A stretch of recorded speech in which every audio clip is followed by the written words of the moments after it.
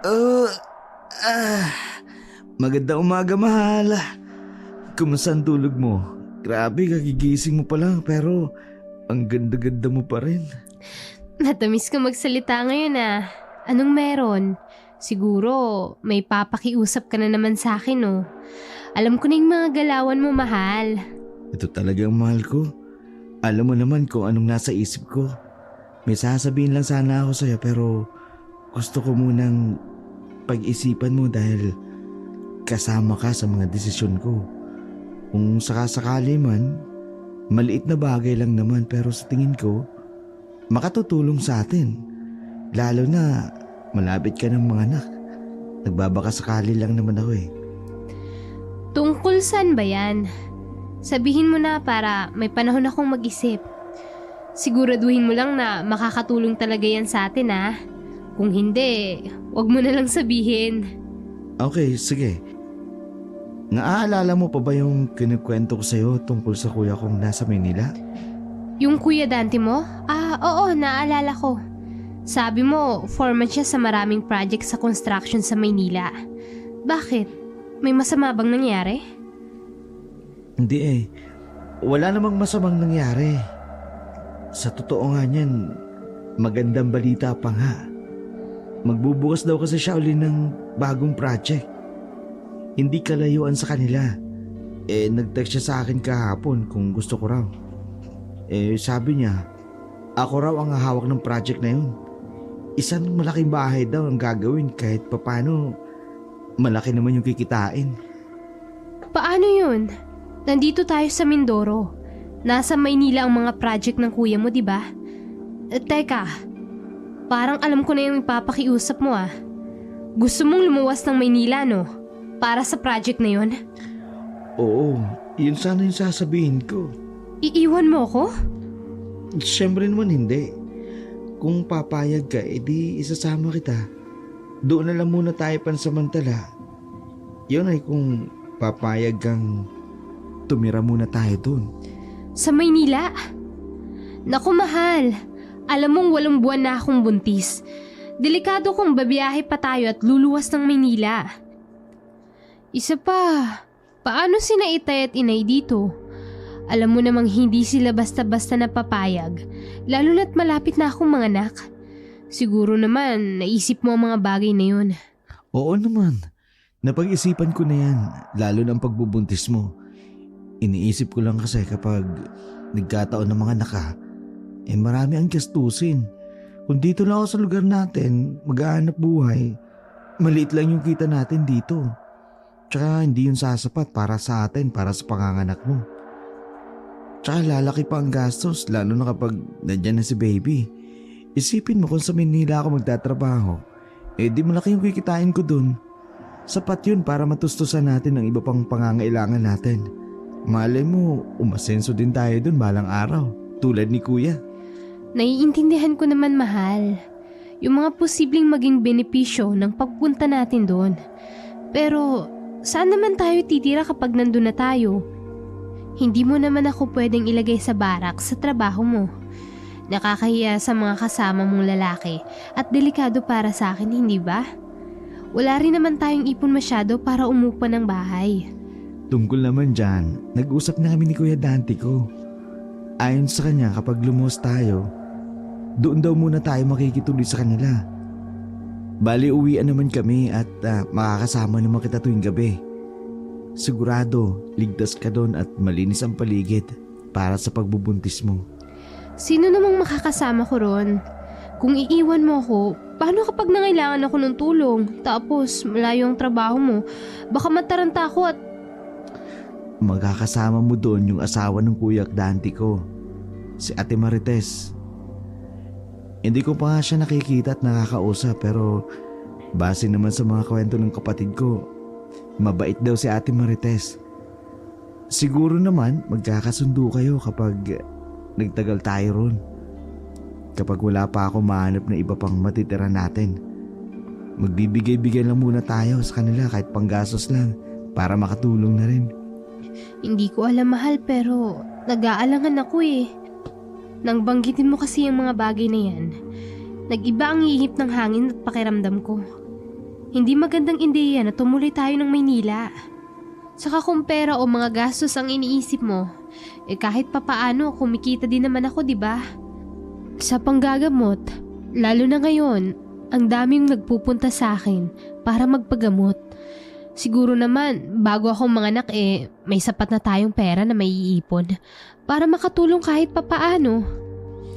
Yan pa pala ang isang inaalala ko, mahal. Kaya ko rin naman, kaya lang naisip ko, kung nasa Maynila tayo, makakaiwas ka muna sa mga ganyang gawain. Makaiwas? Anong sinasabi mo? Gusto ko ang ginagawa ko at ito rin ang bagay na makakatulong sa atin. Lalong-lalo na sa ibang tao. Hindi naman sa literal na pinapaiwas kita, mahal. Ang akin lang, 8 buwan na yung tiyan mo. At sa tingin ko, delikado kung magpapatuloy ka pa sa panggagamot mo sa mga kabaryo natin. Yun lang naman ang nais kong iparating sa'yo. Concern ako sa'yo, kaya nasabi ko mga bagay na yan. Sana maintindihan mo ko. Nag-iingat naman ako, mahal eh. Hindi ko naman pinapabayaan ang sarili ko. Alam ko. Pero hindi natin masasabi, di ba? Baka may magpagamot sa'yo na may malubang sakit. Tapos nakakahawa pala. Paano kung maapektuhan nun ang baby natin? Di ba? Yun lang naman yung ibig kong sabihin. Huwag sanang sasama ang loob mo, mahal. Mahal, madami na akong ginamot na may nakakahawang sakit. Awa ng Diyos, wala namang masamang nangyari sa akin, di ba? Nakikita mo naman, maayos ang kalagayan ko. Kahit nagpapatuloy ako sa panggagamot. Isa pa, ang laging sinasabi sa akin ni Itay na huwag akong tatanggi sa mga humihingi ng tulong sa akin, lalo na kung may kakayahan ako. Na kaya ko namang gawin. O siya, panalo ka na. Wala na akong sinabi. Mahal, sana maintindihan mo rin kung bakit ko yun ginagawa. Sige, kung yung desisyon mo, irerespeto ko.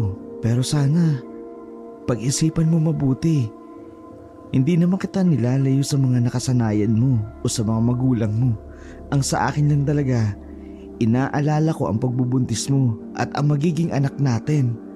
O sige na, papasok na muna ako sa trabaho. Sige, mag-iingat ka ha. Heto yung baon mong pagkain.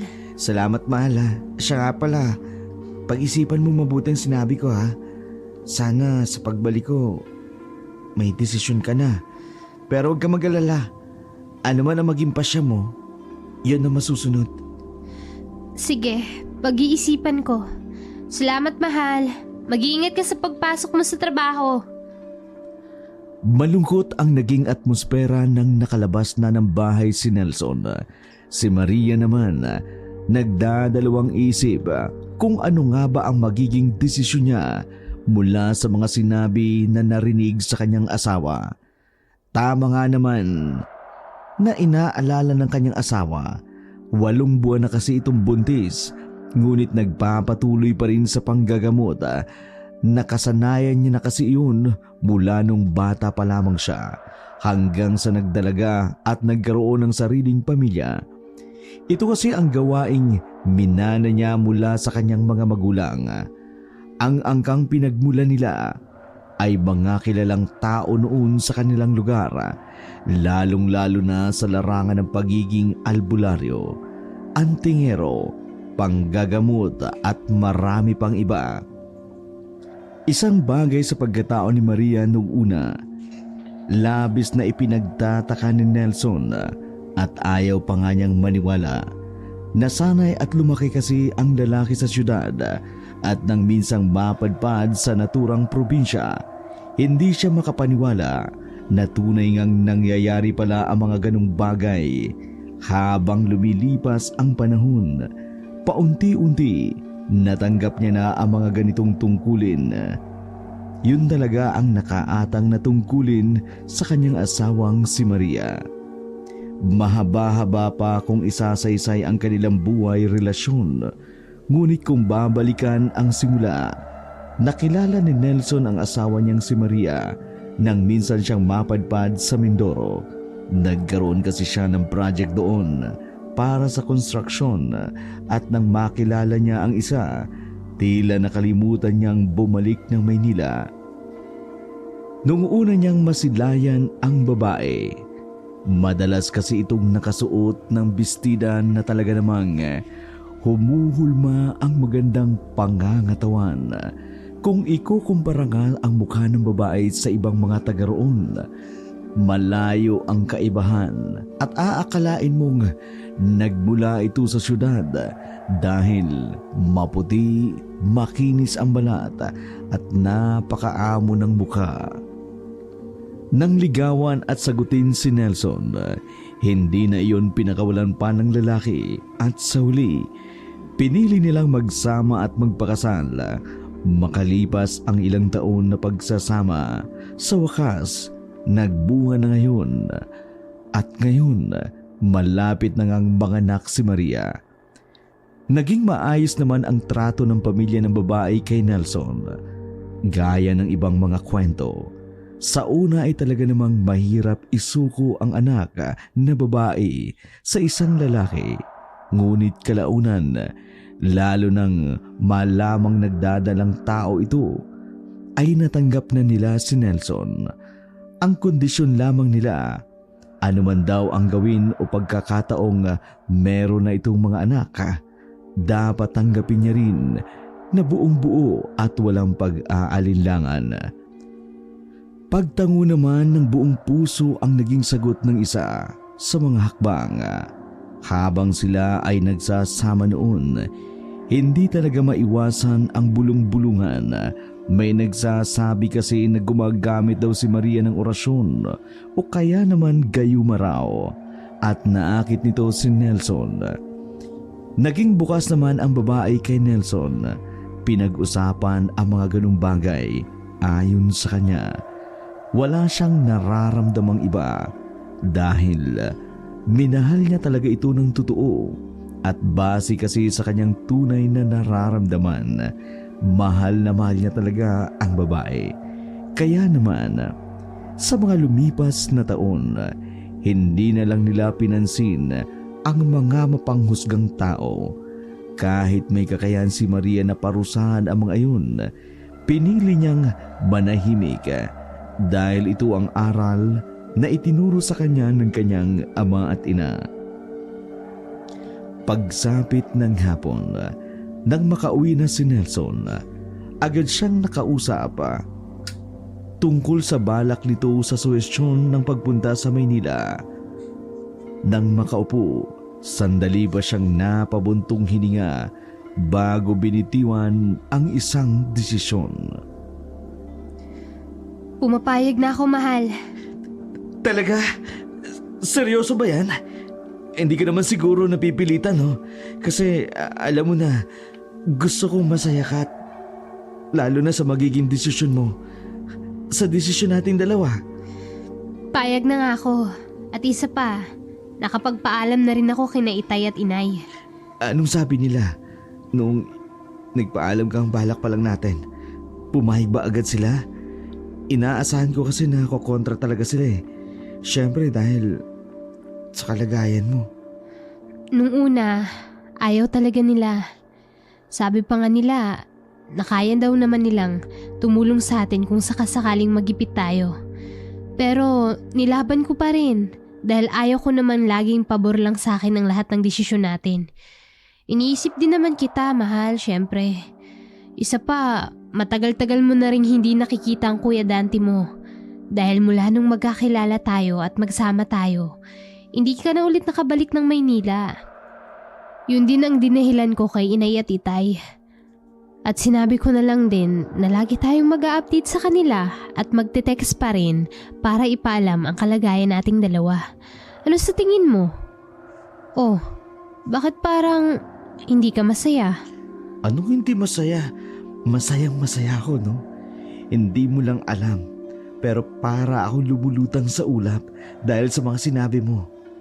Isa pa, kinikilig ako sa gusto mong maging masaya ako, no? Bakit bigla kang natutulala? Natutulala? Natutulala ako kasi hindi ko lang talaga inaasahan ng papayag ka. Mahal, maraming salamat. Hayaan mo, pagbubutihin ko pagtatrabaho ko at sisikapin ko na makaangat tayo kahit papano. Huwag mo na munang isipin yon. Baka mamaya niyan, sumobra ka naman sa pagpupursig eh. Hindi ko naman hangad ang yumaman, mahal. Importante sa akin, yung masaya tayo, na magkasama tayo. Sapat na yun sa akin. Hindi nga maitago ni Nelson ang kaligayahang nararamdaman, kaya niyakap niya na mahigpit ang asawang si Maria. Tama rin ito. Hindi na nga ulit nakapagkita pa ang dalawang magkapatid, kaya naman magandang pagkakataon ito para sa kanilang dalawa. Ulila na rin kasi sina Nelson at Dante sa mga magulang nila mula pa noon. Ang isa't isa na ang nagiging katuwang nila mula sa pagiging basurero, pagbebenta sa kalye, pagkukonstruksyon hanggang sa mapasok nga nila ang pag-aasawa. Marami pa silang pinagdaanan para lamang mabuhay sa mundong ginagalawan. Kinabukasan, inasikaso na ng mag-asawa ang kanilang mga dadalhing mga gamit papuntang Maynila. Mula pa kagabi ay ramdam na ni Maria ang sobrang kasabikan ng kanyang asawa. Isa yun sa muling pagsisimula nilang mag-asawa. Noon lang talaga niya nakitang ganun kasaya ang asawa na tipong hindi na naaalis pa ang matamis ng ngiti nito sa labi nang matapos nilang iayos ang lahat ng mga bagahe. Pansamantala nilang iniwan muna ang mga ito at pumunta sila sa bahay ng mga magulang ni Maria para magpaalam. Maraming bilin sa kanila ang matatanda. At pinakinggan naman iyon lahat ni Nelson. Pagkatapos nilang magpaalam, umuwi na kaagad sila at sumakay ng van diretso sa pier. Mula doon, sumakay naman sila ng Roro. Masayang natatanaw nila ang dagat at paulit-ulit itong sinasabi sa kanyang asawa na tulad ng dagat, magiging mapayapa at maayos ang kinabukasan nila dahil sa panibagong oportunidad na dumating sa kanila. Hindi niya rin maitatago sa asawa na nasasabik rin talaga itong makita ang nag-iisang kapatid. Salamat talaga, mahal ha. Alam mo, gustong-gusto ko rin talaga makita ang kuya ko. Ilang taon na ba? 5 years na ato, 6 years na kaming halos hindi nagkikita. Halos di ko na nga siya maalala. At syempre natutuwa rin ako dahil siguradong makatutulong siya sa trabaho ko. Lalo na sa pagbubuntis mo at sa panganganak mo. Kitang-kita ko nga eh kung gaano ka kasaya, mahal. Parang hindi ka nga yata natulog kagabi dahil sa sobrang pagka-excited mo. Pero mahal, dahil nabanggit mo na rin ang tungkol sa trabaho, paano kung may magpagamot sa akin doon? Ayos lang ba na tumulong ako? Kahit walang bayad. Gagawin ko kasi alam mo na, doon ako nasanay eh. Oo naman, mahal. Hindi kita pipigilan sa ganung bagay, pero may papayo ko lang ng konti. Siyempre, taga-probinsya ka. Dahil nanggaling naman ako sa syudad, ako na nagsasabi sa'yo. Medyo may pagkakaiba ang mga tao sa inyo, sa mga taga-Maynila. Pagkakaiba? Sa anong bagay naman, mahal? Iba ba ang kinakain nila sa Manila sa kinakain ko? Siyempre wala namang pagkakaiba doon. Hindi naman yan ang tinutukoy ko. Ikaw talaga. Malapit na ang mga anak eh. Magaling pa rin magbiro. Ano nga kasi? Para naman mapag-aralan ko kung paano ang tamang pagkilos doon, di ba? Mahirap na. Baka mamaya maliitin ako ng mga naroon kasi probinsyana lang ako. Bakit ka naman mamaliitin? Alam mo bang kaya ako sinabi na iba ang mga taga doon kasi mas nakahihigit ka sa kanila. Binobola mo na ako. Ano ba kasi yun? Iba ang buhay sa Maynila. Maingay, parang nagmamadali ang mga tao kasi nga kailangan nilang kumita, ganun. Magastos di tulad sa probinsya. Magtanim ka lang, mabubuhay ka na. Tapos sa mga tao naman, iba din yung kultura. Pagkilos, pananalita, pati minsan yung ugali. Hindi ko nga minsan nilalahat pero iba talaga ang ugali ng mga taga-probinsya. Mas gusto ko yun. Talaga? Naniniwala naman ako dun eh. Kaya nga, ipinagpalit mo ang dati mong buhay noon at nanirahan ka sa probinsya kasama ko. Oo nga. Kakaiba talaga ang probinsya. Natutuwa ako sa ugali ng mga tao dun. Nagbabayanihan. Wala sa Maynila nun. Bihira na kung meron man. Hindi na masyadong isinasabuhay. Siguro dahil yun na rin yung nakasanayan ng lahat dun. Sinasabi ko na sa'yo yung mga bagay na to para hindi ka na mabigla. Alam ko kasi matulungin ka, mabait, maawain. Kaya naman ayaw kong abusuin ka ng mga tao ron. Kumbaga, maglilimita ka sa kabaitan mong meron ka. Hindi mo naman aalisin, babawasan mo lang ng konti.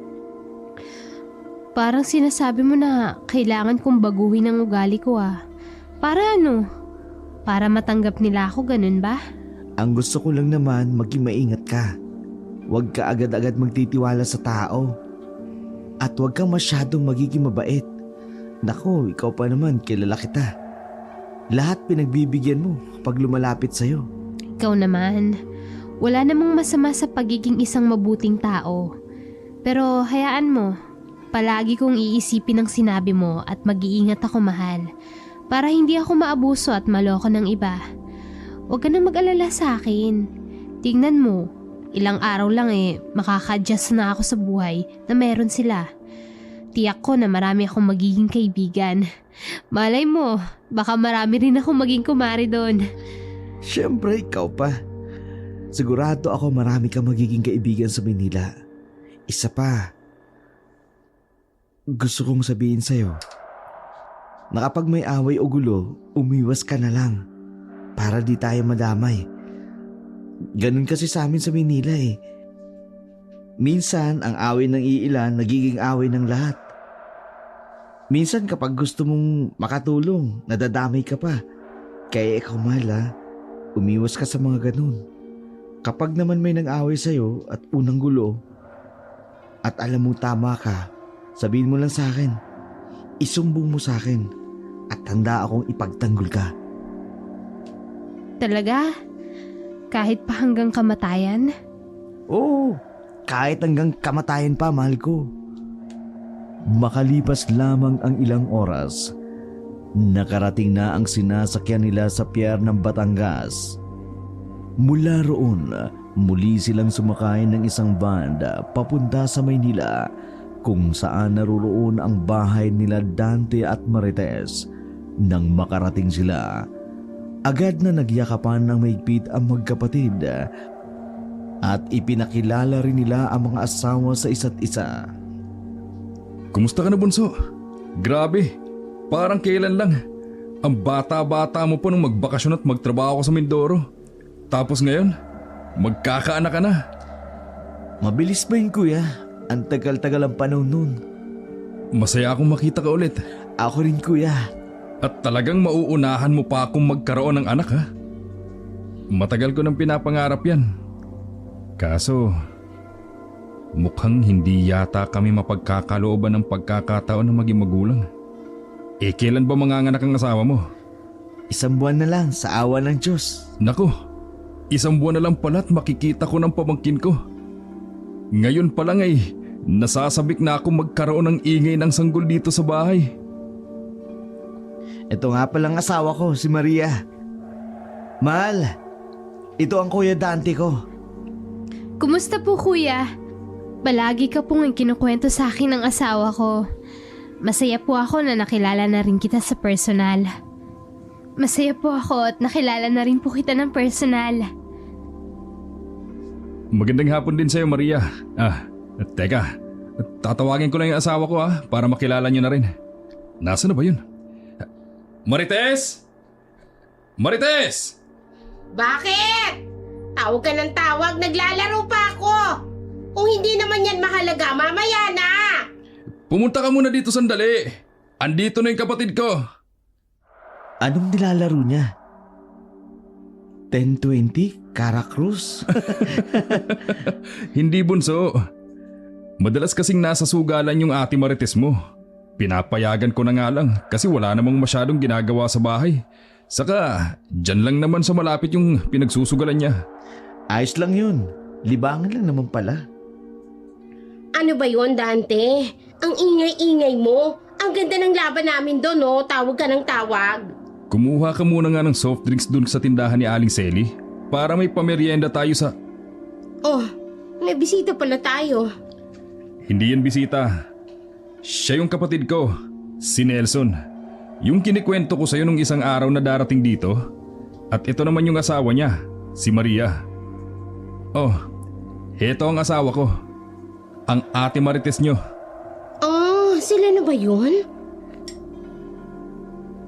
Tiningnan nito mula ulo hanggang paa ang dalawang bagong dating. Pamaya-maya ay nakikita ng dalawa na bigla itong sumisimangot at humahaba ang nguso nito. Nagkatinginan ang mag-asawa dahil sa inasta ng ganun ng asawa ni Dante. Ikaw si Nelson. Ako nga po ate, magandang hapon po. Tumango-tango lamang ito at biglang bumaling sa asawa. Magandang hapon din, Nelson. Gwapo tong kapatid mo, ha? Maganda din ang asawa niya. Mukhang mistisa. May lahi ka ba, Day? Ano pong lahi? Yung parang foreigner po ba? Parang gano'n na nga. Kakaiba kasi ang kutis mo, eh. Balita ko kasi yung mga taga Mindoro, abay moreno at morena doon. Ay nagtataka ako kasi ikaw maputi. Kakainggit ka, abay parang labanos. Natural po ang pagiging maputi namin sa pamilya, Ate Marites. Sa totoo nga po niyan, kay Itay kami nagmana. Kasi sa pamilya ni na Inay, hindi naman po ganong kaputian. Medyo lang.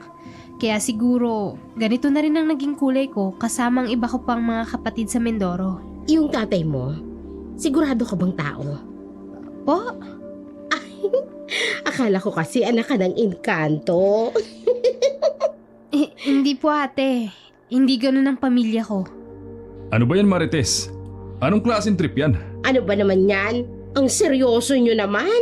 Nagbibiro lang naman ako eh. Joke yon, joke. Ang pangit ng joke mo. Di nakakatuwa. Kaya ko lang naman nasabi yon. Kasi nga 'di ba, nabanggit mo, albularya itong napangasawa ng kapatid mo. May pasensya na kayo kung hindi mabenta yung joke ko. Kulay pala yun. Oh, tamo. Anong tinitingin-tingin mo? May gusto kong sabihin, Nelson? Wala ho. Okay lang po yun ate. Marites. Ate Marites. Ay, teka nga maiba ko. Totoo bang albularya ang asawa mo? Opo. Manggagamot nga po itong si Maria ate. Sa ngayon po, pinatigil ko muna siya dahil malapit na rin po mga anak.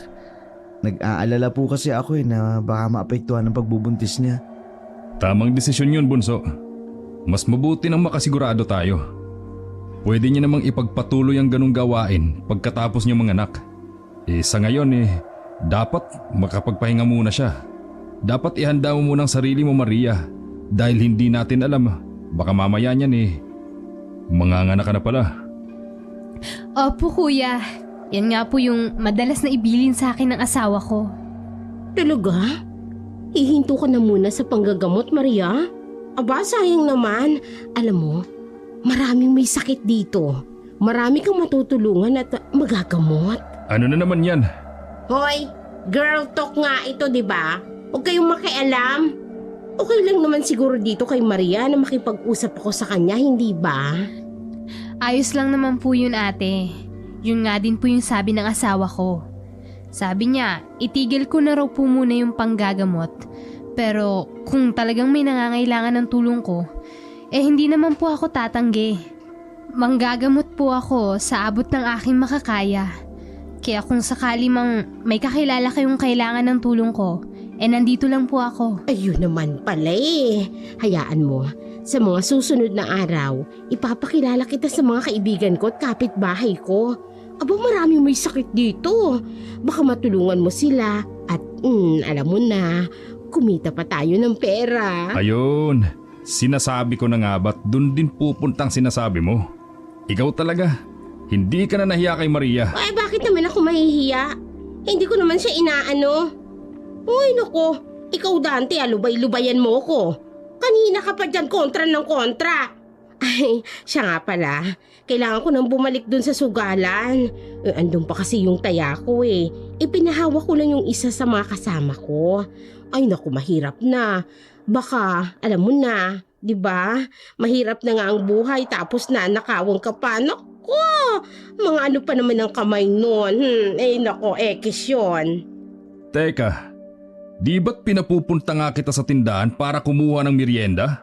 Ay, kaya na yun ni Nelson. Diyos ko naman, utusan mo. Ay, sige na, alis na ako ha.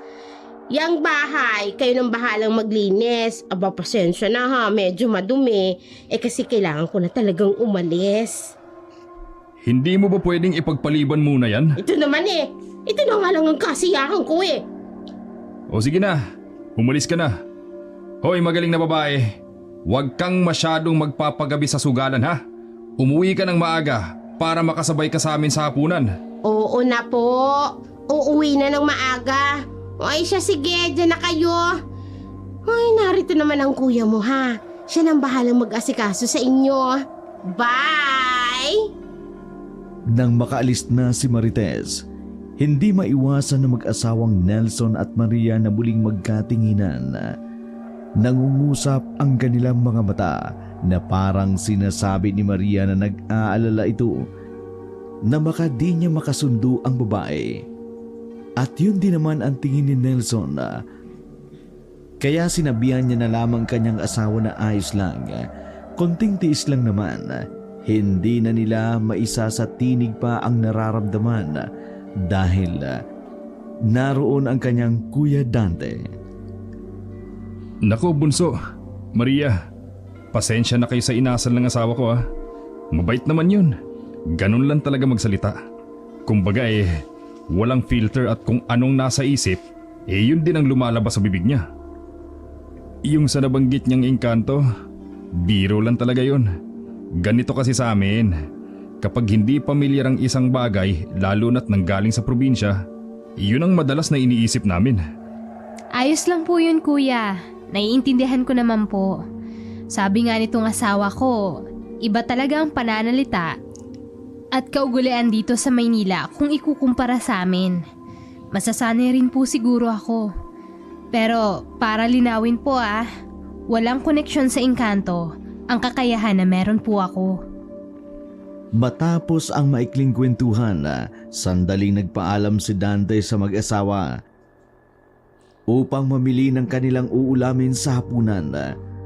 Tumuloy na sila sa loob upang makapagpahinga na rin kahit nakakunot ang noo ni Maria nang mapagmasdan ang loob ng bahay. Mula kasi roon ay naggalat ang mga gamit sa kabila ng ang maraming sahig, sala, lalong-lalo na ang kusina kung saan makikita ang mga plato, kutsara at basong ilang araw na yatang hindi nahuhugasan. Ang ibang haroon ay halos inuuod na, kaya naman naaamoy na ang masangsang na amoy ng paligid. Mahal, sa tingin mo, tama pa rin kaya ang naging desisyon nating magpunta dito sa Maynila? Ba't mo naman naitanong yan? Hindi ka naman siguro bulag at bingi, no? Isa pa, may utak ka naman siguro para mag-isip. Oh, ba't nagagalit ka kaagad? Eto naman stress ka kaagad. Relax ka lang, mahal. Kung ang tinutukoy mo ay ang bahay ni Kuya, huwag kang mag-alala. Dahil bago ako pumasok ng trabaho, lilinisin ko muna lahat para naman safe ang baby natin dito. Hindi lang yan ang concern ko, mahal. Pati yung asawa ng kuya mo. Inaalala ko rin. Hindi naman sa inuhusgahan ko siya, pero may iba akong pakiramdam sa kanya. Parang sa tingin ko, hindi kami magkakasundo. Nagpakita na nga ako ng kabaitan kanina tungkol sa panggagamot ko. Pero mukhang pagkakakitaan pa ako. Medyo nainis lang ako doon dahil sa mga salitang bintawan niya. Yun na yung sinasabi ko sa'yo sa probinsya, di ba? Bago tayo pumunta rito. Medyo mabibigla ka dahil iba yung nakasanayan ng mga tao rito kung ikukumpara sa Mindoro. Siguro naninibago ka lang at... Sana nga, mahal. Sana nga naninibago lang ako. Hindi ko alam pero hindi ko gusto yung tabil ng dila ng babaeng yun. Tingnan mo, parang wala pang respeto sa kapatid mo at sa atin. Alam niya na ngang nandito tayo pero nagsusugal pa rin. Mahirap bang maglaan ng sandali para maasikaso tayo? Ako yung naaawa sa kuya mo eh. Isa pa, hindi man lang nakapaglinis ng bahay. Hindi ba siya nahihiya? Alam niya naman sigurong darating tayo tapos hindi man lang naisip na maglinis. Ewan ko ba, parang mas mai-stress yata ako dito, mahal. Huwag mo nang isipin ang mga bagay na yun. Teka nga, doon ka nga muna sa kwarto na sinasabi ni Kuya pansamantala. Kahit pa paano, malinis ang kwarto na yun. Dito ka muna, mahal. Mag-relax ka muna at ako muna ang bahala sa labas. Tutulungan ko na rin ang kuya sa pagluluto. Babalikan na lang kita at gigisingin kapag okay ng lahat. Pahinga ka na muna. Bago pa man dumating muli ang kuya ni Nelson, nilinis niya na ang buong bahay. Kasama na ang maruming kusina. Matapos noon, dumating na ang kanyang kapatid. Nagluto na sila ng masarap na ulam. Nagsaing na rin. Habang nagluluto nga, hindi maiwasan ng dalawa ang mag-usap tungkol sa kanilang mga asawa. Bunso, Kuya. kumusta naman ba yung asawa mong si Maria? Mabait naman ba? Oo naman. Nakita ko yung kabutihan ng puso niya simula nung una ko pa lang siya makita. Iniisip kasi na iba, maganda lang daw si Maria. Kaya niligawan ko at pinakasalan. Pero ang totoo, dahil yun sa pagiging mabuting tao niya. Ang dami mang nanguusga sa kanya pero ipinaglalaban ko ang katotohanan ng mahal namin ang isa't isa. Ibang-iba ka na talaga, Bunso. Naalala ko kasi lalo na nung huli nating pagkikita, puro laro lang ang nasa isip mo. Puro bisyo, gaya ng sigarilyo at alak. Tapos hilig mo pang magpunta sa mga beer house. Natutuwa lang kasi ako eh. Ang laki na ng pinagbago mo. Ibang epekto ni Maria sa'yo. Hindi lang iba, kundi malaki ang naging ambag ng asawa ko para magbago ako. Kaya siguro hindi ko maiwasan ng iba na mag-usisa. Hindi nila maiwasang magchismisan.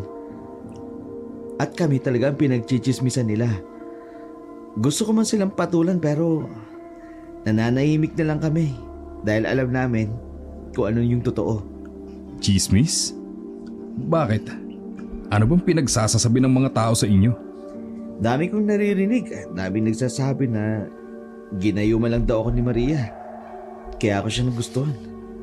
Ang totoo nga niyan, noong una napaisip ako. Nang hinala ako pero sa huli, alam ng puso ko na walang gayumang nangyari. Sadyang mahal ko lang talaga si Maria. Ganyan talaga, Bunso. Sa mundong ito? Nako! Hindi natin maiiwasan ang mga taong mapanghusga. Alam mo yan, dahil mula nang mamatay sa isang aksidente ang mga magulang natin, ilang taon din tayong lumaki sa kalye. Sa araw-araw na pamumuhay natin nun, kitang-kita mo ang mga mata ng mga tao kung papaano nila tayo husgahan. Pero sa huli, tingnan mo, naging maayos naman ang pamumuhay natin. Yan nga din yung naging inspirasyon ko, kuya. Yung mga pagsubok na pinagdaanan natin nun.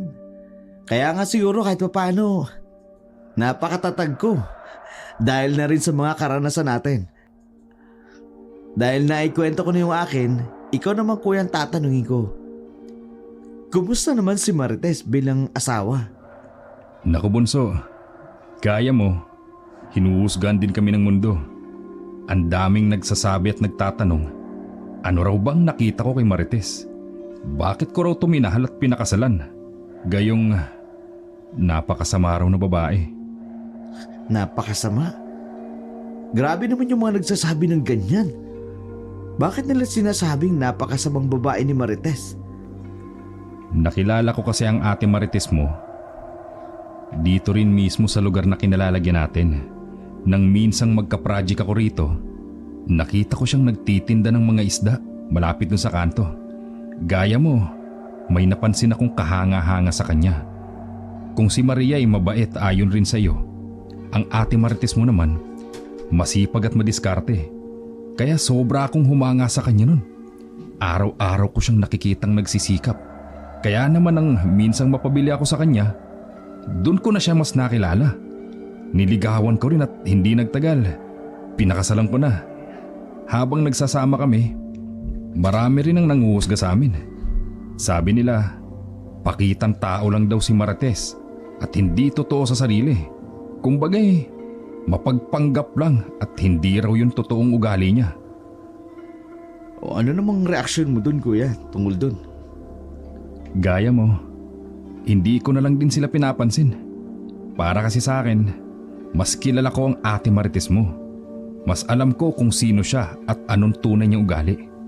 Siguro, oo, hinuhusgahan siya dahil sa ibang paraan ng pananalita niya. Pero mabait ang babaeng yun. Hindi man siguro nakikita ng ibang tao. Pero ako, alam ko sa sarili ko kung minahal ko siya. Hindi dahil sa mga sinasabi ng iba, kundi sa pagiging totoong tao niya. Nakakakilig naman yun, kuya. Grabe, no? Iba talaga nagagawa ng pagmamahal. Kapag mahal mo ang isang tao, lalo na kapag totoo ang pagmamahal mo, ano man ang sabihin ng iba, magbibingi-bingian na lang tayo. Yun na nga eh, hindi lang bingi. Naging bulag na tayo at hindi na pinapansin pa ang mga taong mapanghusga sa paligid. Oh, ayan na pala ang ate Marites mo. Taman-tama, sabay-sabay na tayong kumain. Katatapos lang din natin magluto. Kaya tawagin mo rin ang asawa mong si Maria para makasabay na rin natin. Ihahanda ako lang ang lamesa at mga pagkain. Sige, kuya. Pupuntahan ko lang sandali sa kwarto niya. Luto na ba ang pagkain? Ay, grabe. Ang bango naman ang luto mo, Dante. Katatapos lang din namin magluto ni Bunso. Naku, taman-tama lang ang dating mo, Marites. Kayong nagluto? Si Maria, anong ginagawa? Nandun sa kwarto, nagpapahinga lang sandali. Kararating lang eh. Pero gusto agad tratong prinsesa. Mukhang tamad yung isang yun ha, Dante. Ayoko nang ganun sa bahay. Uy, Marites, baka marinig ka nila. Siyempre pagod yung tao sa biyahe, kaya pinagpahinga na rin muna natin. Isa pa, kita mo namang buntis at ang laki na ng tiyan. Hindi na pwedeng magkikilos pa yung tao. Ay sus, kahit na. May isang buwan pa naman siya bago manganak. Sana naman sa loob ng isang buwan, huwag siyang maging pabigat sa bahay. Pinayagan ko na ngang tumuloy rito eh. Tapos mukhang gagawin pa akong katulong. Hoy Dante ha, ayoko ng ganun. Paalalahanan mo rin yung kapatid mo. Pwede ba? Mamaya na natin pag-usapan yan. Nakakaya. Kapag andyan na sila, umayos ka ng kilos at pananalita mo, Marites ha. Matuto tayong makisama sa tao. Lalo na't kapatid ko rin si Nelson. Oo na. Magandang umaga, Ate Marites. Hello. Kumusta ang tulog ng Disney Princess? Kumusta ang pahinga mo? Nakatulog ka ba ng maayos? Opo, Ate Marites. Naging maayos naman po ang pahinga ko. Maraming salamat po. Halika na rito sa lamesa. Mukhang masarap itong niluto ng asawa natin. Hindi man batid ng iba, ngunit baka sa boses at pananalita ni Marites ang pagiging sarkastiko. Nang matapos na nitong marinig ang naging tugon ni Maria, sandali pa siyang tumalikod doon. Umikot ang dalawang mga mata niya at nagdaray. Nakita pa ito ni Dante. Kaya sumenyas ang asawa niya na magtinu siya kapag kaharap ang dalawa. Nang makaupo na sila, sinimulan na ang pagkain. Doon pa mas nakilala ng isa't isa ang mga sarili. Hoy Maria, kwentuhan mo naman kami tungkol sa pagiging manggagamot mo. May itim na mahika ka ba? Parang yung sa mangkukulam. O kaya naman, may anting-anting ka ba? Kaya mo nagagawa yon? Tsaka, ano bang klase ng mga sakit ang kaya mong gamutin? Kaya mo bang gamutin ang pagiging tamad? Nako, hindi biro lang yon, Maria. Pero, seryosong tanong, ano bang meron sa panggagamot mo? Hindi naman po ako yung tipo na manggagamot na kayang gamutin lahat ng sakit. Pero pagdating po sa mga hindi mapaliwanag na bagay, gaya ng kulam, barang, aswang, lamang lupa at iba pa, yun ang madalas na kaya kong lunasan. Hindi po ako gumagamit ng itim na mahika. Hindi po dahil bago ako manggamot, pangalan ng Diyos Ama, Anak at Espiritu Santo ang tinatawag ko at hinihinga ng tulong at gabay. Pero kung ang tinutukoy ninyo ay yung mga bagay na nasa masamang panig, opo, kaya ko rin manggamot. Pero hindi upang magpagaling, kundi manakit at gumante. Kumbaga, depende na lang po sa manggagamot kung panig ba ng masama o panig ng mabuti ang pipiliin nila. Sana po, naging maliwanag sa inyong paliwanag ko, no? Ganun ba? Ibig sabihin, nasa panig ka ng mabuti. Sana naman kasi dahil yan ang kailangan ng mga tao rito. Lalo na yung matatabi lang dila sa labas. Depende po ate. Minsan, nakadepende ang kakayahan ko sa mga taong ginagamot ko. Kung pagagalingin ko ba sila o kaya naman. Maria, wag mo lang masyadong ipaliwanag ang tungkol sa mga bagay na yan. Basta layunin lang natin. Makatulong. Yun lang. Hindi mo na kailangang ipaliwanag pa ang sarili mo. Ang hilig-hilig mo talaga mag-explain. Naiinis na ako eh. Baka patulan kong babaeng to. Hayaan mo na siya. Pakisamahan mo na lang. Kaya kong pakisamahan ng lahat. Pero mahal, hindi ang babaeng to. Teka, ba't nagbubulungan kayo? Hindi namin marinig. Baka naman gusto nyo kaming isali sa usapan ninyo. Nandito kami, oh! Ang ibig pong sabihin ni Maria at Ate Marites, yung kakayahan niya po, yung panggagamot niya po nakadepende sa taong dinadapuan ng sakit. Minsan po kasi may mga nagkakasakit na mahirap ng lunasan. Minsan hindi na yung kinakaya ng asawa ko dahil gaya nga ho ng sinabi niya, hindi ho lahat ng sakit kaya niyang gamutin. Di ba mahal? Opo, yun nga po ang ibig kong sabihin ate. Akala ko pa naman magaling ka talaga. Pero ayos lang yun. Ang mahalaga, marunong kang manggamot at magagamit natin yan dito sa lugar namin. O bukas, may papupuntahin ako rito, Maria, ha? Yung iba roon may mga sakit na hindi kayang gamutin ng mga doktor. Yung iba naman ang sabi, abay nanunuraw o di kaya naengkanto. Gamutin mo sila, ha? Ako nang bahala sa paniningil. Kapag napagaling mo, sigurado, pwede na yung 500. Kaysa magpa-doktor sila o di kaya albularyo.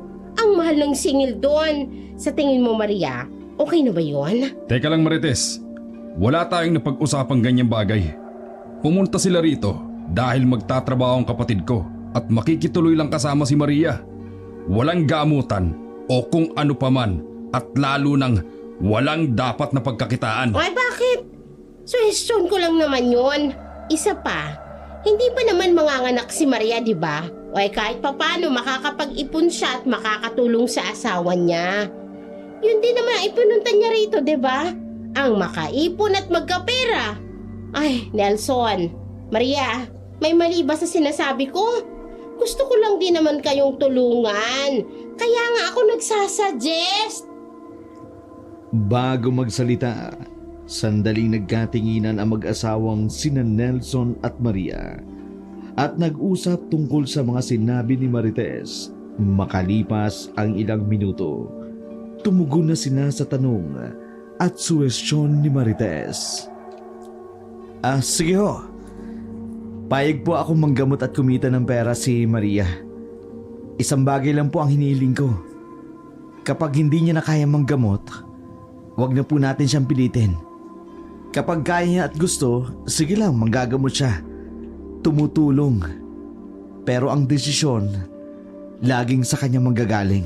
Oy, sige. Walang problema. Ibig sabihin, tuloy na bukas ha. Ay, grabe. Nakakatuwa. Dahil kikita tayo ng pera.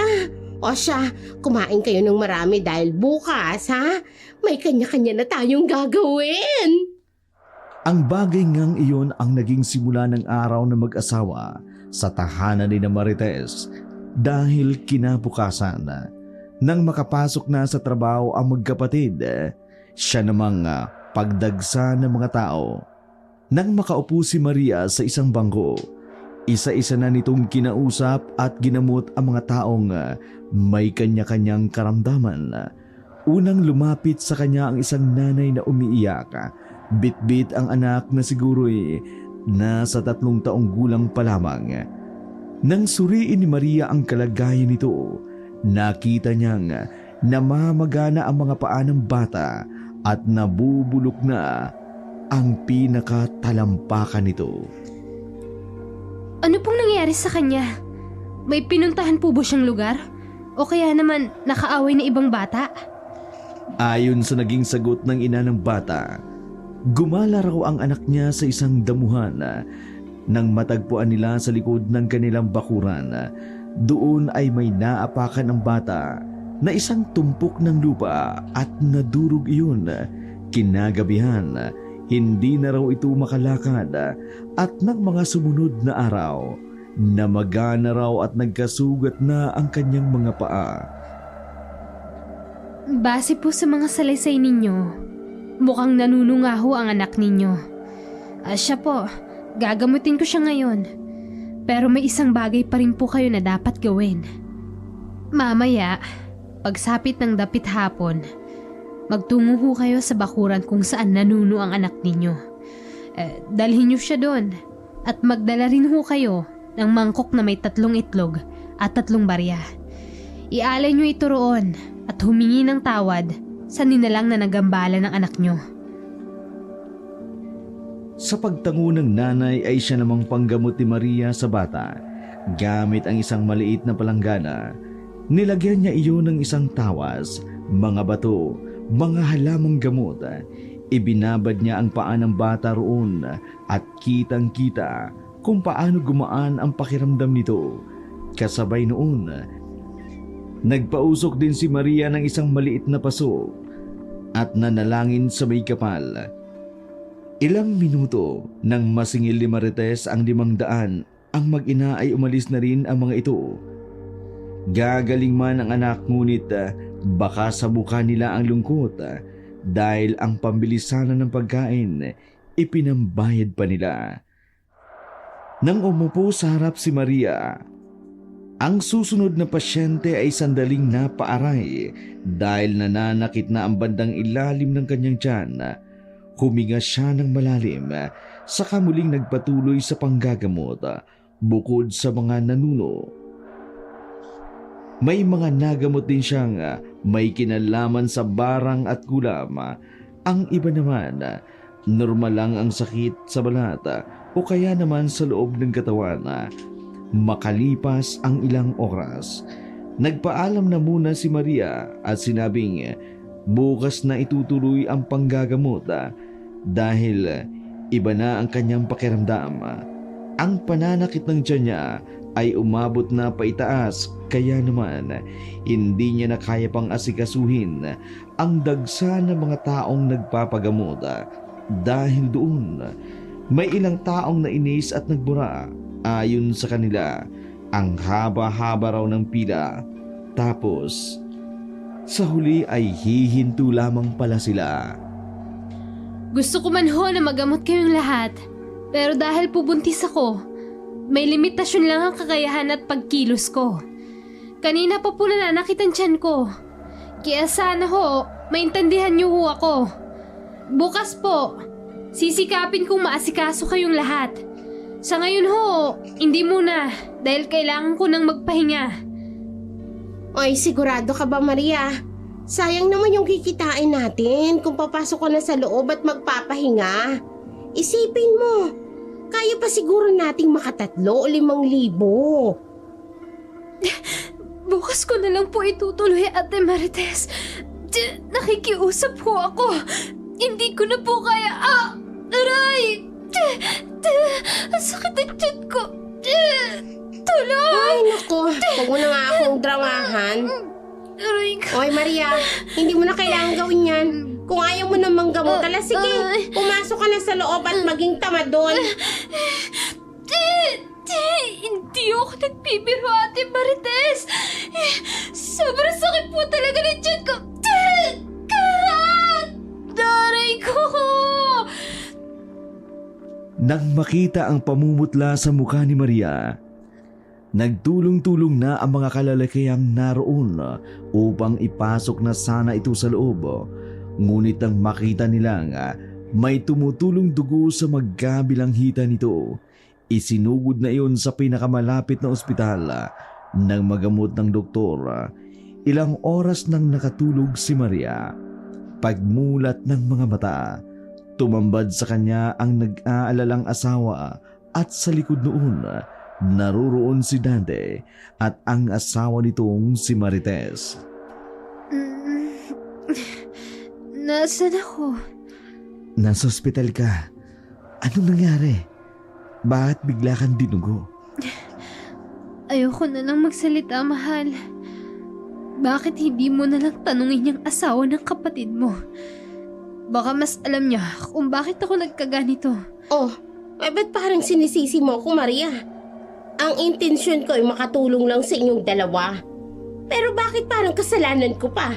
Ikaw tong nagbubuntis, tapos hindi ka nag-iingat. Saka nakaupo ka lang naman dun habang nanggagamot ka. Para yun lang, dinugo ka na. Isa kang manggagamot, pero hindi mo matulungan yung sarili mo. Nakakatawa ka naman, Maria. Marites, tumahimik ka na nga. Dinugo na nga yung tao, ganyan ka pa magsalita. Hindi ka naman sinisisi. Tinatanong ka lang kung bakit gano'n na nangyari. Ay, kahit na. Ano man ang maging sagot ko, alam kong sisisihin niyo ko dahil nandun ako ng mga sandaling yun. Isa pa, ako ang nagsuggest na manggamot siya. Mali ko bang maarte ang katawan niya? Kahit hindi mo alam ang tungkol sa kalusugan niya, alam mo naman sigurong 8 buwang buntis siya, di ba? Kahit yun na lang sana ang nakita mo para malaman mo, hindi siya pwedeng magpagod. O ibig sabihin, sinisisi niyo nga ako. Ay, puwisit na buhay to, Tumutulong ka na nga, napapasama ka pa. Hindi mo kailangan magmura. At isa pa, uulitin ko, walang sinisisi. Nagtatanong lang. Tama na nga po, Kuya Dante. Ate Marites, hindi niyo na po kailangan mag-away dahil lang sa nangyari sa asawa ko. Dapat nga ako may karapatang magalit. Pero pinili ko na lang kumalma at solusyonan ang problema. Huwag na natin itong pagtalunan dahil wala rin namang magandang mangyayari.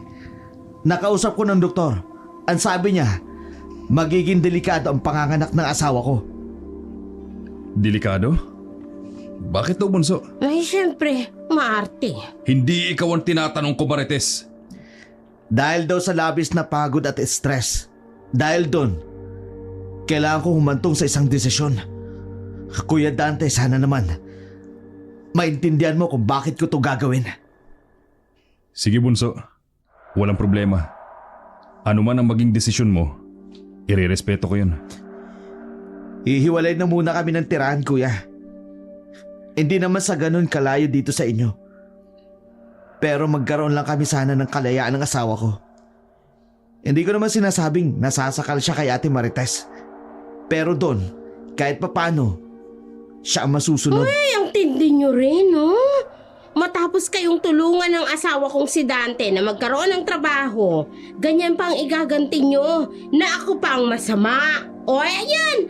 Ayan ang perang kinita kanina sa panggagamot ni Maria. Isaksak nyo sa baga nyo. Buti nga't dinugo ka lang. Sana nakunang ka ng malaglag yung anak mo. Makaalis na nga. Nakakasuka yung pagmumukha nyo. Teka, Marites! Saan ka pupunta?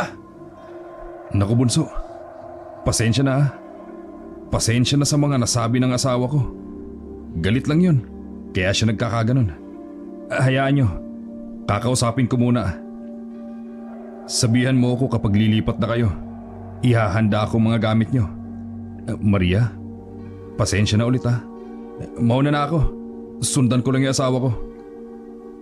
Nang makalabas na nga ang mag-asawang Dante at Marites, doon ay tuluyan ng tumulo ang luhang nabumuo sa mga mata ni Maria.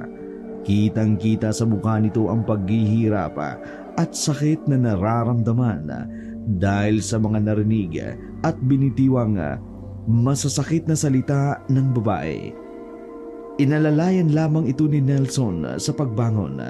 Sa kaniyakap ng mahigpit, ilang sandali pa nang makabawi ng muli ng lakas, saka lamang ito nakapagsalita. Napakasakit niya namang magsalita. Pati ang pagbubuntis ko. Dinamay niya pa. Akala ko mababait yung asawa ng kuya mo. Mula kahapon, wala akong nakitang kabaitan sa kanya. Sinubukan kong makisama, pero walang taong magtatagal sa kanya. Kaya nga naiinis nga rin ako. Kaya nga naisip kong humiwalay na tayo ng tirahan. Naiintindihan naman ni Kuya ang dahilan kaya namayang gabi, lilipat muna tayo, mahal. Sorry ha, dahil nalaranasan mga bagay na yan. Kasalanan ko kung bakit nagkakaganyan. Dapat kasi naniwala na lang ako na manatili na lang tayo sa Mindoro at... Wala kang kasalanan, mahal. At hindi kita sinisisi. Wala rin naman akong problema sa pagpunta natin dito. At wala rin akong masasabi sa kuya mo. Napakabait niya. At napakamaunawain. Pero yung asawa niya, yun, mahal. Yun yung problema ko. Alam mo, bagay sa kanya yung pangalan niya Marites. Siguradong chismosa yan. Dahil napakadaldal at napakabungangera niya. Akala mo, puwet ng manok yung bibig. Napakaraming sinasabi. Wala namang kwenta. O bakit ka tumatawa? Eto naman, ang seryoso ko nga Pasensya na, natawa lang ako doon sa puwet ng manok Totoo naman Ayokong manglait. Uhusgahan siya. Pero, ang pangit niya na nga. Tapos ang pangit pa ng ugali niya. Ano na lang ang natira sa kanya? Buti, natitiis siya ng kuya mo, no? Kung anong ikinabait ng kuya mo, siya namang ikinasama ng ugali niya. Kalma. Ikaw na to nagsabi na hindi maganda, di ba? Huwag na tayong gumaya sa ugali niya. Kung ganun siya, ganun talaga siya. Ang dami nang nanghusga sa atin. Pero anong solusyon? Tahimik lang naman tayo, di ba? Kasi tayo ang mas nakakaalam at nakakaintindi. Pasensya na, mahal. Nakapanggigigi lang talaga Matapos nga ang araw na yun, kinabukasan, lumipat na nga ng matitirhan ang mag-asawang Maria at Nelson. Hindi naman ito ganun kalayo sa kapatid niya. Kaya naman, tumutulong na rin ito para dalhin ang mga gamit nila. Habang naglalakad nga sila ay nakita pa nila si Marites na nakikipag-usap sa mga kumari at kapitbahay nito. Nagbubulong-bulungan sila na tila may kung anong pinag-uusapan habang nakatingin kay Maria. Nang makalipat na, doon ay nakaramdam siya ng kaginawahan. Labis ang naging pasasalamat niya kay Nelson dahil kahit paano nabawasan ang iniisip niya. Oh, nakalipat na tayo pero ang problema ron, mag-isa ka lang rito. Mamimili ako ng mga bagay na kailangan mo. Kung magugutom ka, may pagkain dyan. Kung mauuhaw ka, may tubig naman. Kung may iba ka pang kailangan, mag-text ka na lang sa akin. Hindi naman masyadong malayo ang trabaho ko. Mabilis kitang mapupuntahan kung sakasakali. Mas okay na ako rito, mahal. Kahit mag-isa ako. Maraming salamat talaga, ha? Sige, walang anuman. Mauna na ako, ha? Hindi na ako nakapasok sa umaga. Kaya papasok ako ngayong hapon para may sahurin pa. Pero bago ako umalis, tatanungin muna kita. Kung may magpapagamot ba sa'yo rito, gagamutin mo rin ba? Matapos ng mga nangyari sa'yo?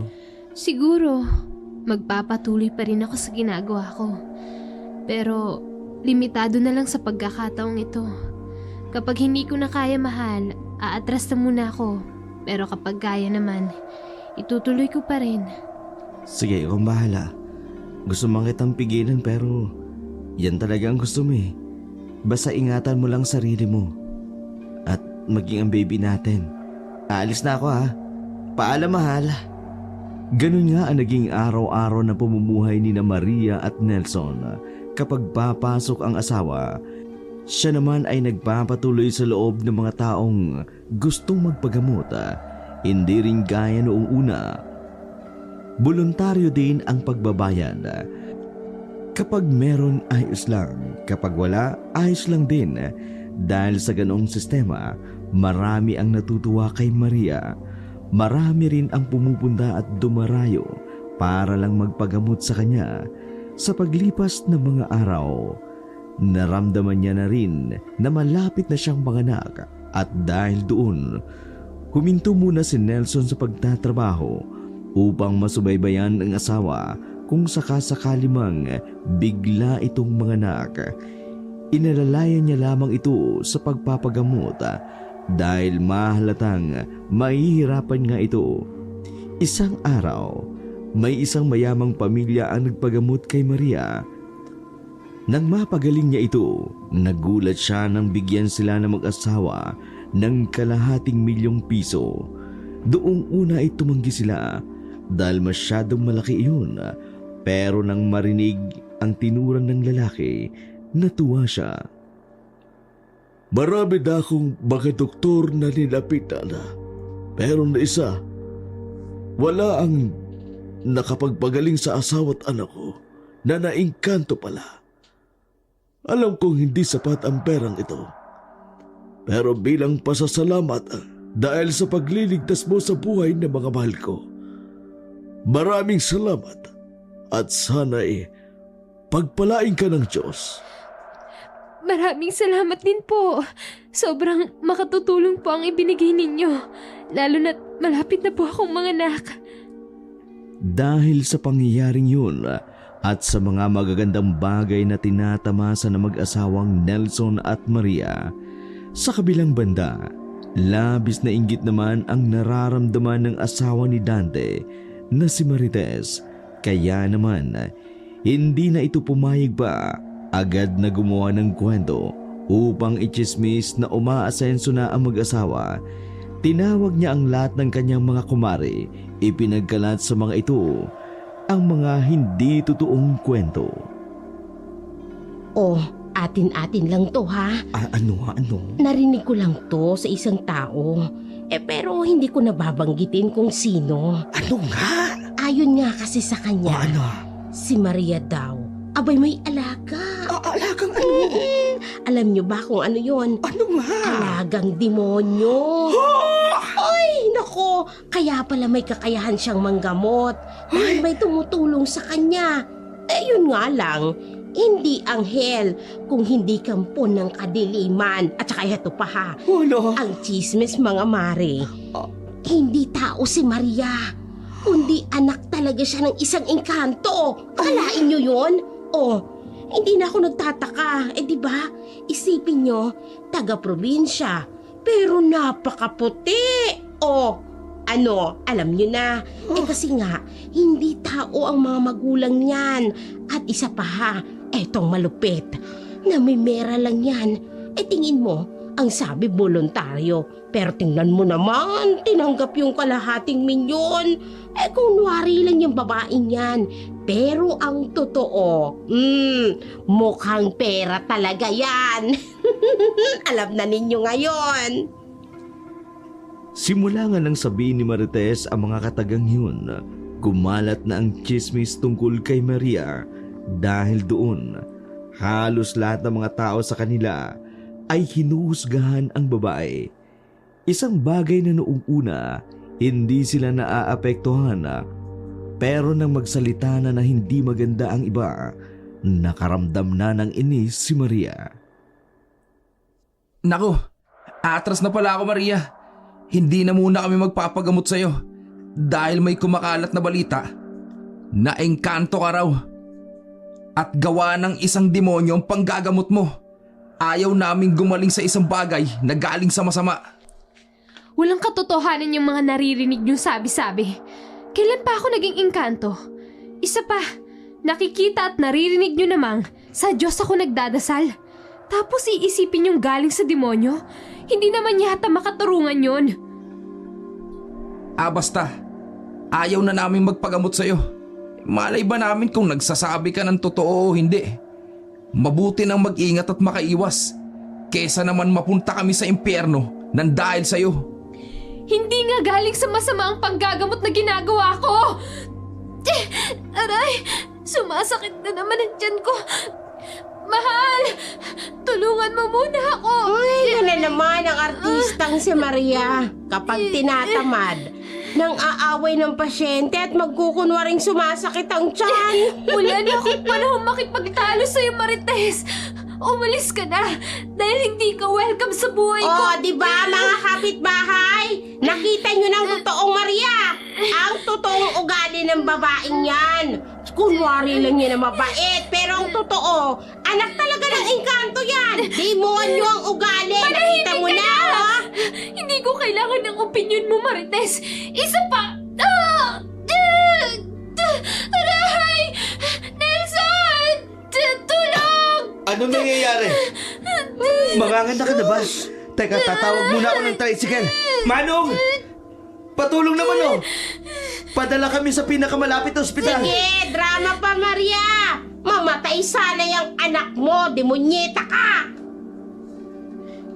Ipinagwalang bahala lamang na mag-asawa ang pagbubunganga ni Marites. Nang maisakay na sa tricycle, agad silang dumiretso sa ospital.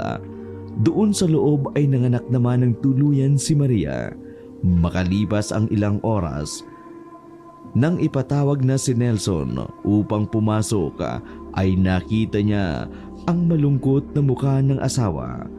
Bago siya lumapit, tiningnan pa niya ang bisig nito, ngunit wala na roon ang baby niya. Nang makita niya si Maria, doon lamang tumulo ang luha ng isa. Sana mali ang iniisip ko. Mahal, sana hindi patay ang... Sorry, mahal ko. Wala na ang anak natin. Wala na siya. Mahal, wala na ang baby natin. Halos pagsakluban ng langit at lupa si Nelson mula sa mga narinig. Ang sanggol na iniingatan nila sa loob ng mahigit 8 buwan ay patay na. Ang sanggol na magiging anak sana nila na hindi niya man lang narinig na umiyak o makitang gumalaw man lang. Mukhang may mga salita na sumpa si Marites na nagkatotoo. Namatay ang magiging anak nila. Kaya naman, nang makauwi na sila, hinanap ni Nelson ang babae upang pagsalitaan ng masasakit. Nakita niya iyon sa isang bingguhan at doon ay dinuro niya ang babae. Walang hiya ka! Napakahayop mo! Nang dahil dyan sa pagchichismis mo, walang tigil na pagbubunganga mo! Namatay ang magiging anak ko! Sana kainin ka ng konsensya mo! Sana balang araw, kapag nagkaanak ka, mamatay rin ka gaya ng pagsumpa mo sa anak ko! Aba, ay sumusobra kang magsalita ah. Wala ka nga talagang utang na loob. Pinagbibintangan mo pa ako. Kung namatay man yung anak mo, aba hindi ko na yung kasalanan. Nagsalita lang naman ako, hindi ba? Ni hindi ko nga siya hinawakan o ginalaw man lang. Isa pa, manggagamot siya. At uulitin ko, hindi niya tinulungan ang sarili niya. Anak nga ng engkanto, bobo pa. Anong sinabi mo? Sige, saktan mo ko! Kapag itinuloy mo yung pagsapak mo sa akin, isusumbong kita sa kuya mo. Aba, sigurado akong hindi ka niya mapapatawad kapag... Aray ko! Hindi na nga natiis ni Nelson ang sarili. Dahil sa nagpis at galit, sinapak na nito ng malakas ang madaldal na si Marites. Sa lakas at tibay ng kamao niya, tumalsik ang babae, nagkaroon ng black eye sa kanang mata. Pagkatapos noon ay iniwan niya yung umiiyak at agad na nagtungo sa asawang si Maria. Makalipas ang ilang oras, pagsapit ng gabi, sunod-sunod ang pagkatok ang maririnig sa pinto ng bahay na pansamantalang inuupahan ni na Maria. Nang hindi nila pagbuksan, nagulat sila dahil tumalsik ang pintuan mula sa malakas sa pagsipa ni Dante. Nelson! Lumabas ka dyan! Nelson! Lumabas! Ano ginagawa mo rito? Anong karapatan mong sirain ang pinto namin? Bago maituloy ni Nelson ang sasabihin, sunod-sunod na suntok na ang natanggap niya mula sa kanyang kuya Dante.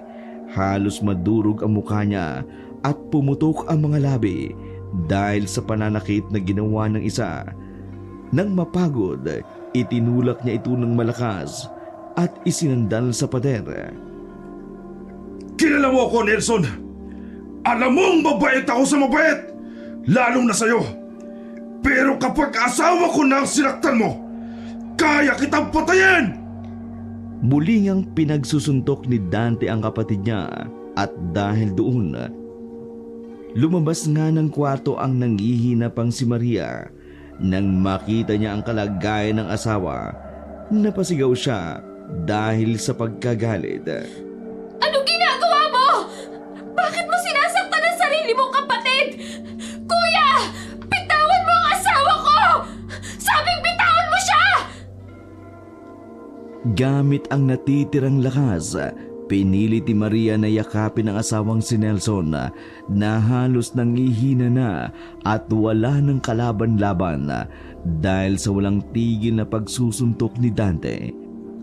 Nang mayakap, siya naman ang nasuntok ng isa sa likod. Kaya napaaray siya sa sakit. Nang makita ni Nelson ang nangihinang asawa, saglit ay mabilis siyang kinuha ang patalim na nakasuksok sa isang dingding.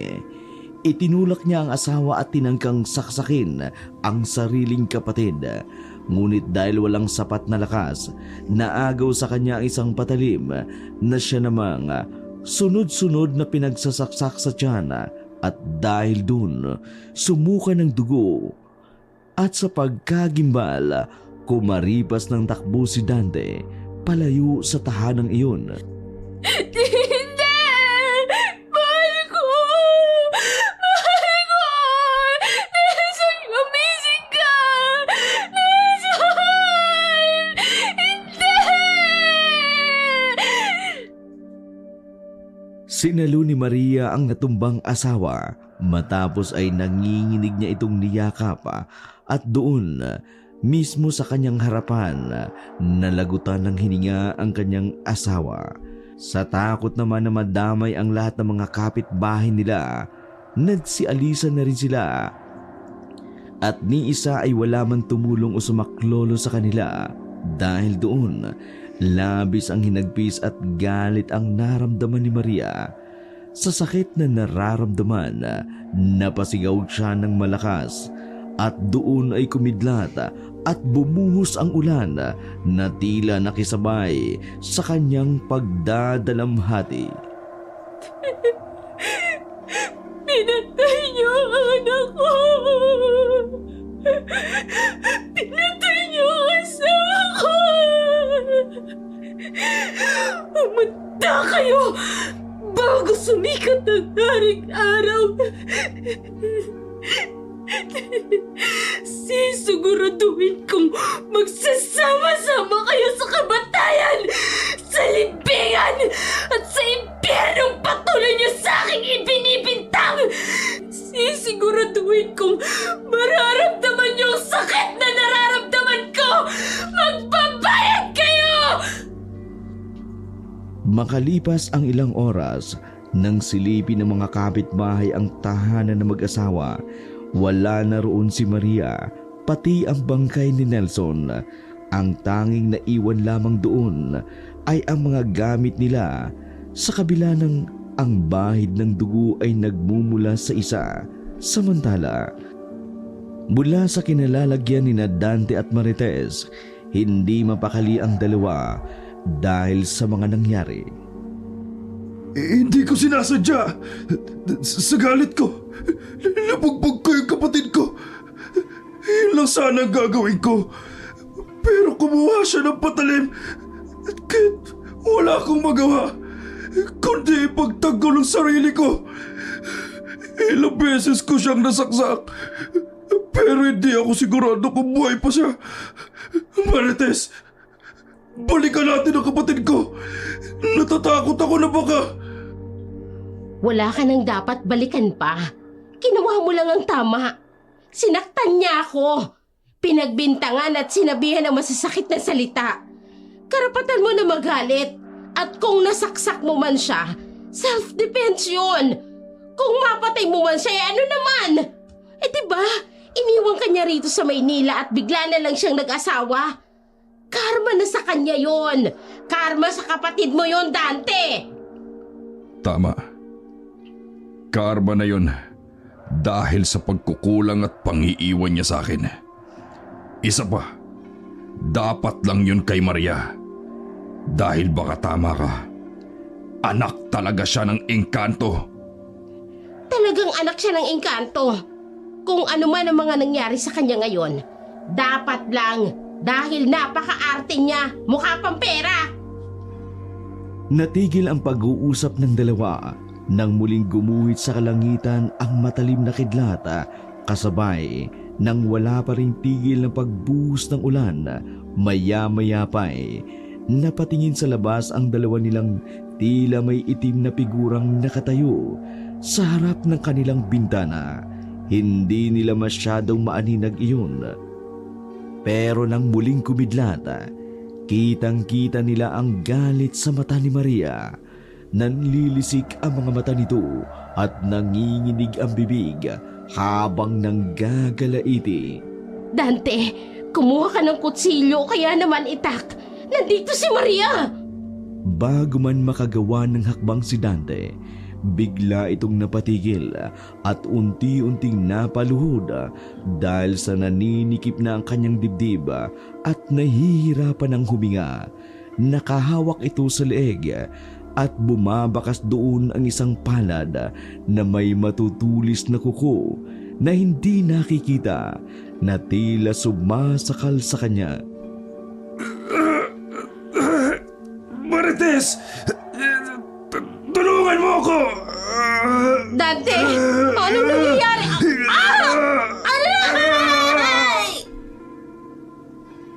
Bago pa man matulungan ni Marites ang asawa, tila may isang kamay na humawak sa buhok niya at hinila siya palabas ng bintana. Nang nasa labas na, kinalagad siya patungo sa madilim na bahagi ng kanilang lugar. Nagsisisigaw iyon, ngunit dahil sa buhos ng ulan, wala ni isa mang kapitbahay ang makaririnig dito. Samantala, halos kapusina ng paghinga si Dante. Ilang sandali lamang, naglabasan na sa mga kamay at liig at mukha nito ang malalaki at may itim na mga ugat. Matapos mapanganga, ay doon din lumabas ang mga buhay na insekto gaya ng ipis, salagubang, gagamba at iba pa. Mula naman sa butas ng ilong at tenga nito, naglabasan doon ang mahaba at buhay na uod. Ilang minutong paghihirap, napaluha ito, pero imbis na likido, dugo ang lumabas sa mga mata nito at dahil doon, namula ang kanyang paningin. Nang ibaling ang titig sa kaliwa, nakita niyang nakatayo roon ng isang babae. Hindi siya nagkakamali. Si Maria iyon.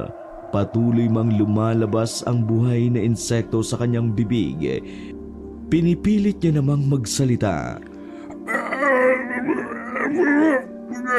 Maria! Tawarin mo ako! Ngunit imbis na tugon, sakit lamang ang natamo ni Dante. Napahawak siya sa tiyan at doon kahit wala namang sumasaksak ay nararamdaman niyang tila may sunod-sunod na patalim ang bumabaon. Makalipas ang halos 10 minutong paghihirap, nalagutan na siya ng hininga. Kung pagmamasdan ang kalagayan niya, nakakadiri talaga namang nakasusuka ang sinapit nito. Sa kabilang banda, patuloy na tumakbo si Marites sa madilim na lugar na kinalalagyan niya. Labis ang pagtataka ang nararamdaman nito na tila wala siyang nakikitang kabahayan, gayong syudad ang kanyang kinalalagyan. Ilang sandali lamang nadapa siya dahil naapakan niya ang isang madulas na bagay.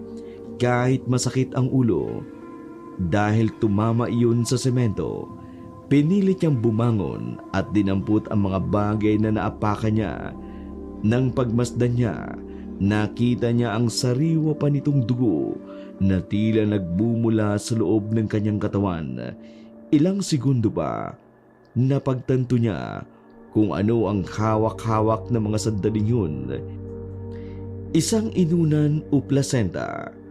Sa muling pagkidlat ng malakas, napatingin siya sa kanyang harapan at doon nakita niya ang nakatayong si Maria.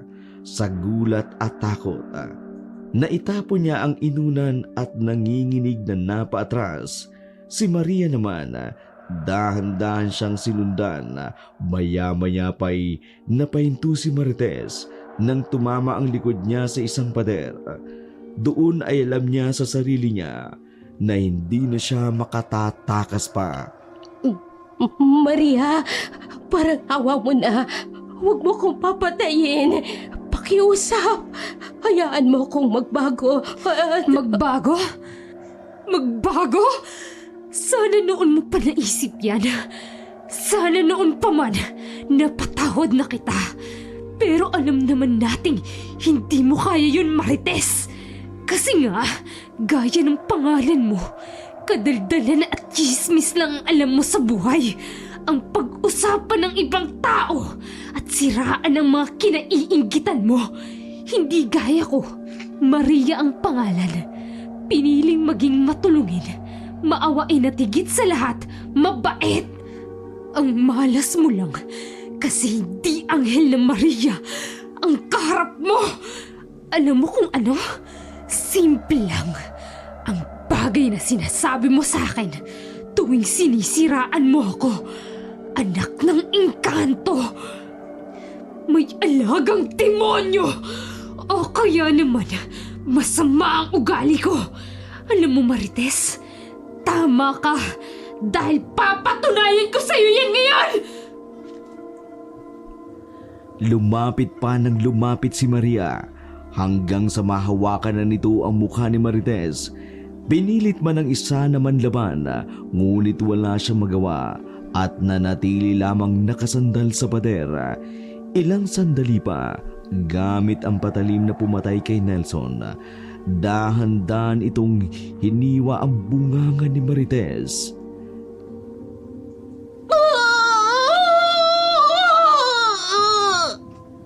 Sinimulan niya sa kanan, mula sa pagitan ng labi paakyat hanggang sa pisngi.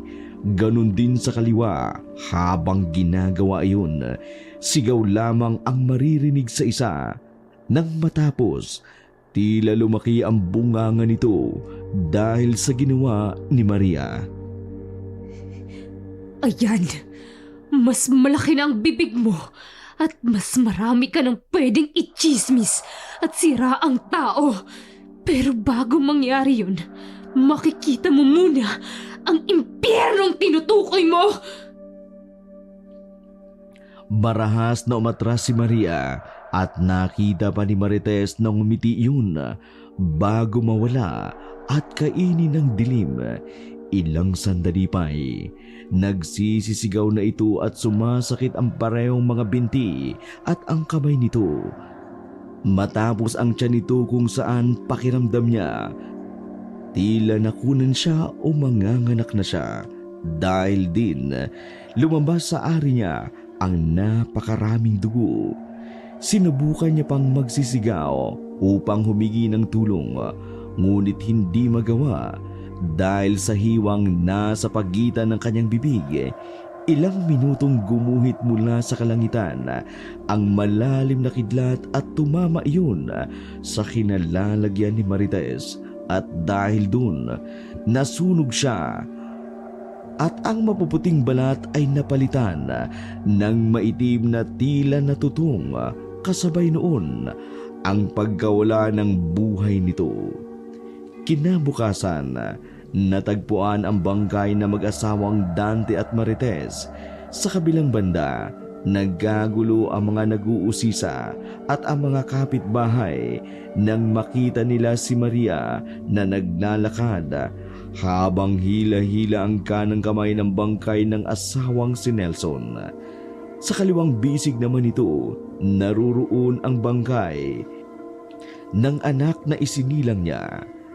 Nang makarating ito sa kalsada, sa pagdaan ng malaking truck, biglang nawala sina Maria.